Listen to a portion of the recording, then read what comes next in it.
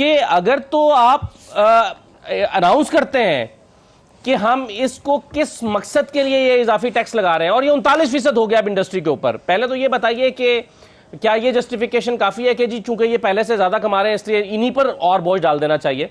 और फिर ये कि अगर आप उसको अनाउंस करते हैं कि इसका मकसद क्या लगाने का, तो वो फिर लेवी हो जाती है और उसको फिर पार्लियामेंट से और दोनों जो ऐवान है उससे मंजूर कराना पड़ता है। तो ये सिर्फ ये कहकर कि जी ये सुपर टैक्स है, इसका ये नाम देकर और उसका कोई मकसद ना बताना, आप कैसे देखते हैं इस अमल को?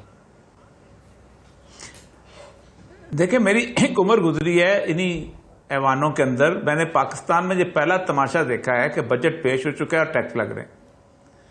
यानी आप का असेंबली के अंदर बजट पेश है, फाइनेंशियल बिल आने वाला है, और आपकी प्लानिंग का आलम यह है कि आप कहलाता टैक्सेशन सिस्टम 15 दिन के लिए लगा रहे हैं। क्या ये 30 जून को खत्म हो जाएंगे टैक्स, या उस बजट में कॉर्पोरेट होंगे? ये प्लानिंग है। पहली बात तो ये है। दूसरी बात आते हैं टैक्स के ऊपर। सूरत हाल ये है, कोई छेड़ना नहीं चाहता उन लोगों को कि जो वाकई इस काबिल हैं। शोर मचाया जाता है कि जी इतने हजार सुनारे हैं और उसमें से 40 सुनारे हमको जनाब सिर्फ टैक्स देते हैं, और हम क्या करते हैं, हम जो 3 मरले वाली दुकान को ये कर लेते हैं, वो करते हैं, हम फिक्स टैक्स दे देते हैं। मैं और असद जो है वो अपनी इनकम के ऊपर गिन के टैक्स देता है। आपका जो कटता है आप फिक्स देते हो, नहीं देते हो ना? मैं भी कटता है ऑन द। लेकिन एक दुकानदार जो कि पान शॉप रात को लेकर निकलता है, 10 लाख रुपए की आमदन जो है, उसको आपने उसकी 1.5 मिलने की भी जमीन भी नहीं है, उसको आपने फिर क्यों नहीं दे आर देयर वोटर्स। ये इनकी बातें कर रहा, सबके वोटर्स हैं वो। हाल रोड का इतना खोखे वाला वोटर है। मैं उस दिन एक जगह गया, वो उसके ऊपर वो जो मोबाइल के लगाने वाला, मैंने कहा तुम्हारी खोखा था, मैंने कहा कितनी तुम्हारी अपना इसकी किराया? कहता है 1.5 लाख रुपया महीना में किराया देता हूं। और उसको आप क्या देंगे? वो तो टैक्स से एग्जैम्प्ट है, उसको तो आपने साइज मापा हुआ है।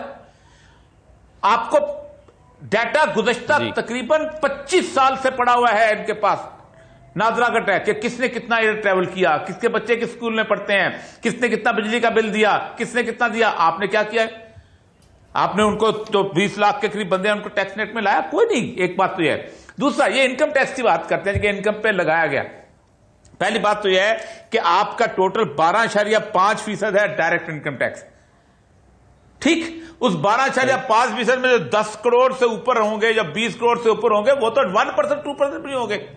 उनकी इनकम, उस इनकम को भी उन्होंने पता नहीं क्या क्या करके, आप तो सोचे मैं कभी आपके सामने रख दूं कि कितना इनकम टैक्स देते हैं तो आप खौफनाक तरीके से 5 तले से जमीन निकल जाए कि ये पूरी की पूरी लिबर्टी मार्केट के लोग जो इनकम टैक्स देते हैं, वो उससे तो लिबर्टी मार्केट में सिर्फ एक आदमी शॉपिंग कर सकता है।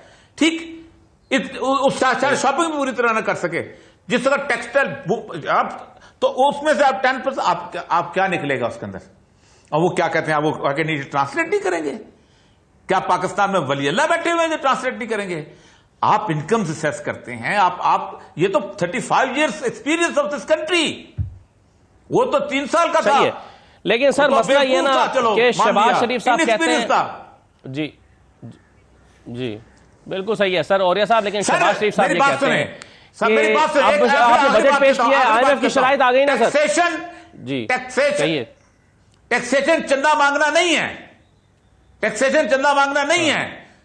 चंदा मांगने के लिए तो ईदी को बिठाओ प्राइम मिनिस्टरशिप की उसकी कुर्सी पे ऊपर।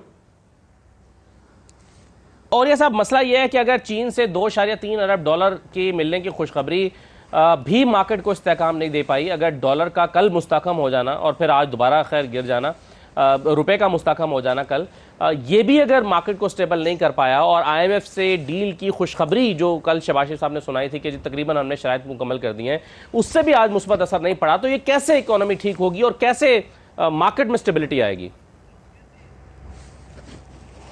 देखिए, पहली बात तो यह है कि एक बात ये सोच लें कि IMF का पैसा हो या चीन का पैसा हो, ये खर्च करने के लिए नहीं होता। ये वो इतने अरब डॉलर हैं जिसको आप देख सकते हैं लेकिन आप इसको छू नहीं सकते। इसकी बुनियाद के ऊपर आपको दुनिया में कर्ज मिलता है, आपको बैंक कर्ज देते हैं, आपको पेरिस क्लब कर्ज देता है, आप बाकी लोग कर्ज देते हैं। वो कर्ज किस लिए देते हैं? IMF के पैसे देख के देते हैं। यकीनन एक चीज है, लेकिन देखते हैं आपके यहां पॉलिटिकल स्टेबिलिटी क्या है।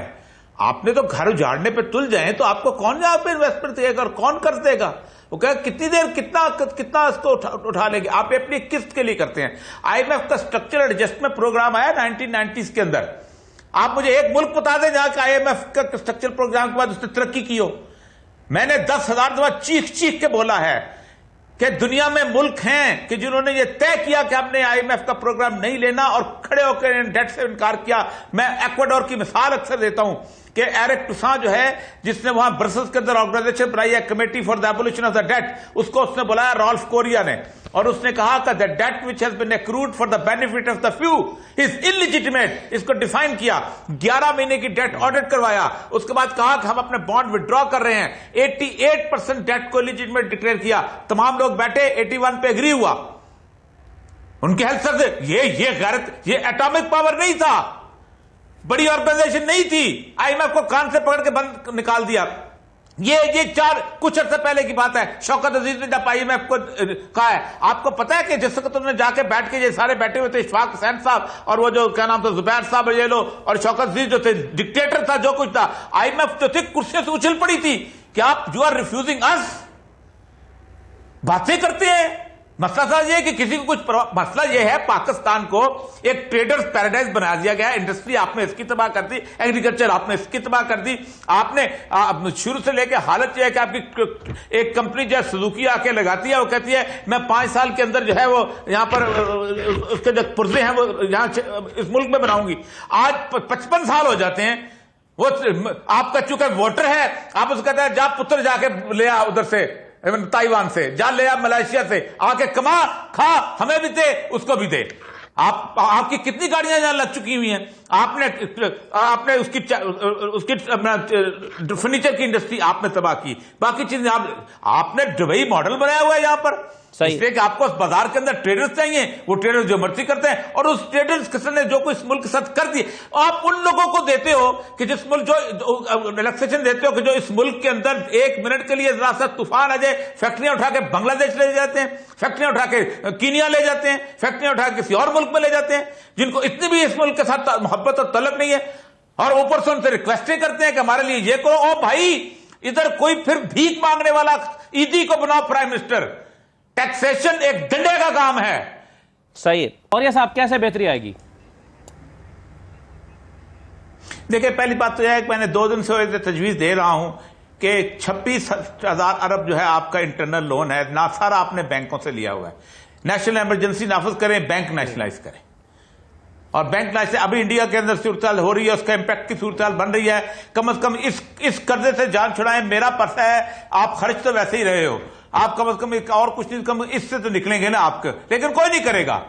अली गौर बोई साहब का अपना फैसलाबाद वाले बैंक वाले इनसे नाराज हो जाएंगे, भाई वो मेरा बैंक तुमने कर दिया, फुला कहेगा मेरा, हर पार्टी का, मैं एक पार्टी की बात नहीं कर रहा, इसलिए मैंने किसी पार्टी का नाम लिया। आप बैंकिंग सेक्टर नेशनलाइज करें, इससे कम से कम निकलें, इंटरनेशनली थोड़ा सा बताएं कि हम लोग नहीं डेट जो है उसको नहीं देना चाहते, हम उसको ऑडिट कर रहे हैं। सही है।